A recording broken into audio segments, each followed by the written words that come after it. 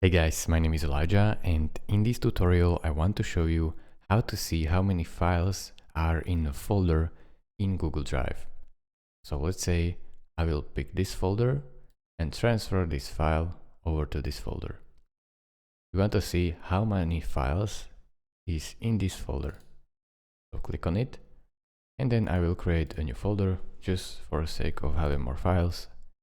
And right now I will show you how to easily see the count of these files. Here are obviously 2 files in this, but let's say you have hundreds of files. How you do it? There are actually 2 ways how to do it.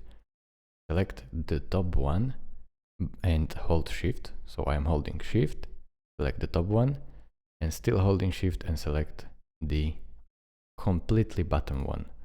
Now here it says to select it. So here we say the number of the files selected.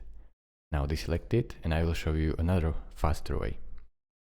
Just come to the folder and press Command A on your keyboard, and as you can see, 2 items selected, 2 selected right here.